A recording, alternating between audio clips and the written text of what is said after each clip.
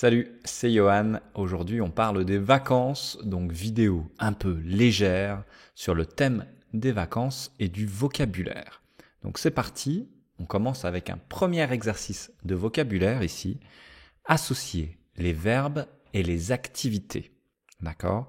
Vous avez des verbes ici, souvent qu'on utilise pour les vacances, et différentes activités. Donc essayez d'associer, il y a plusieurs réponses possibles par verbe. Allez-y, associez un maximum de choses. Allez, je passe directement à la correction. Donc une correction possible, peut-être qu'il y a plusieurs possibilités. Alors prendre, je vais prendre l'apéritif, ok, ça marche, pas de problème, boire quelque chose. Je peux aussi prendre le soleil, dans le sens je vais bronzer. Je peux faire une balade, donc une balade c'est comme une promenade. Ici je peux faire une balade à pied, à vélo, à cheval, mais aussi en kayak, etc. Je peux faire la fête, bien sûr. Faire la fête, ça veut dire to party. Oui. Profiter de, en français, on va profiter de quelque chose ou de quelqu'un, mais ici, profiter de la plage, donc to enjoy the beach, profiter du soleil. Visiter, facile, je vais visiter des monuments historiques. Attention, souvenez-vous, en français, on ne peut pas visiter une personne, ce n'est pas possible. Je visite quelque chose, comme un touriste. Pour visiter une personne, j'utilise l'expression rendre visite à. D'accord ? Donc c'est une expression un peu différente. Ok ? Je peux aussi dire voir. Ok ? Pendant ces vacances, je vais voir ma grand-mère ou je vais rendre visite à ma grand-mère.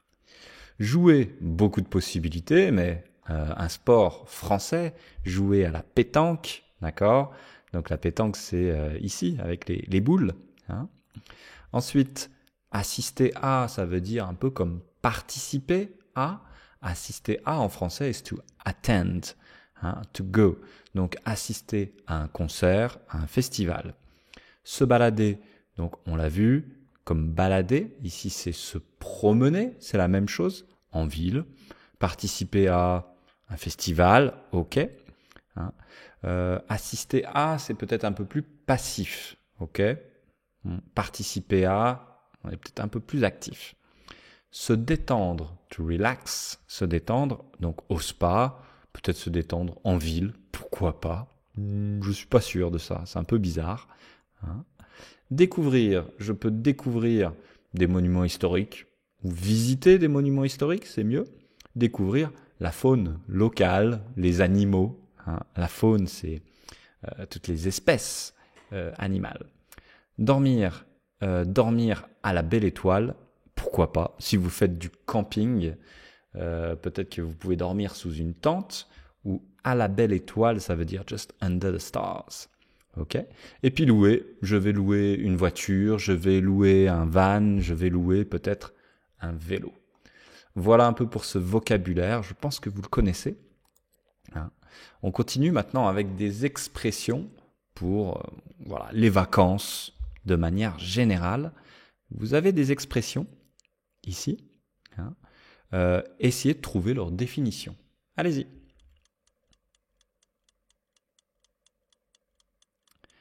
Ok, on passe à la correction. Alors, changer d'air. Changer d'air, ça veut dire vouloir quelque chose d'autre. Peut-être aller ailleurs. Ailleurs, somewhere else. Voyager. Tu dis, oh là, j'ai besoin de changer d'air, je veux voir quelque chose d'autre, je veux partir. Avoir le mal de mer. Ouais, alors vous comprenez, ici on peut avoir le mal de mer, c'est avec une nausée. Une nausée, to be nauseous, to feel bad. Avoir envie de vomir sur un bateau à cause des mouvements du bateau et de la mer. Ok ? On peut avoir le mal de mer, on peut aussi avoir le mal des montagnes, par exemple. Prendre du bon temps, ici, c'est s'amuser, have fun, enjoy, se reposer. Pas de problème. Attraper un coup de soleil, c'est une bonne expression. Attraper un coup de soleil. Ici, un coup de soleil, c'est quand le soleil brûle et on va avoir la peau rouge, d'accord, après une longue exposition au soleil. Ça vaut le coup d'œil. Ici, le coup d'œil, ça veut dire il faut aller voir cette chose, d'accord, hein, c'est nécessaire. Ça mérite, it deserves to be seen, d'accord, ça vaut le coup d'œil. Ah, tu devrais aller à Carcassonne voir, je sais pas moi, la cité de Carcassonne, ça vaut le coup d'œil. Le train-train quotidien, je pense que vous avez deviné, c'est la routine, le train-train. Hein. C'est une expression pour dire que c'est toujours la même chose. Hein. Partir à l'aventure, j'ai envie de changer d'air, je veux partir à l'aventure. Ça veut dire peut-être partir vers l'inconnu, quelque chose qu'on ne connaît pas. Ça va? Vous maîtrisez ces petites expressions ici? Bon, très bien. Eh bien, on continue avec un petit quiz rapide. Quiz à la plage. Je ne sais pas si vous allez aller à la plage cette année. Alors moi, je parle de vacances parce que en France, juillet et août, ce sont les vacances d'été, mais peut-être pas chez vous. Peut-être que chez vous, c'est l'hiver. Je ne sais pas. Allez, quiz à la plage. Répondez très très vite avec moi. À la plage, tu peux colorer, bronzer, chauffer. 2. N'oublie pas de prendre un tissu de plage, un mouchoir de plage, une serviette de plage. 3. Pour protéger ta peau du soleil, mets du gel solaire, du savon solaire, de la crème solaire.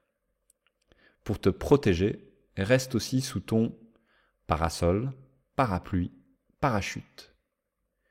Réponse, allez, tu peux bronzer, to tan, une serviette de plage, on va dire de la crème solaire, ok.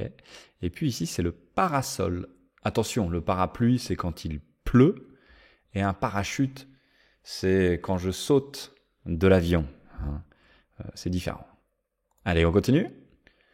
On peut acheter un habit de bain, un maillot de bain, un tailleur de bain pour les femmes. Pour les hommes, un short de bain, un pantalon de bain, une chemise de bain. À la plage, tu peux aussi te baigner, te noyer, te laver. C'est sympathique de diver, faire de la plongée, faire des raquettes. Allez, eh bien on peut acheter un maillot de bain. On appelle ça un maillot de bain. Pour les hommes, on va appeler aussi un maillot de bain. On peut dire un short ou un caleçon de bain. Les deux sont possibles. À la plage, tu peux peut-être faire les trois, hein, mais on va en général se baigner, d'accord? On va se baigner à la plage. Hein. Se noyer is to drown, so it's not maybe a really good thing, but it can happen. C'est sympathique de diver, ça n'existe pas. Ça, c'est faire de la plongée. Ça va?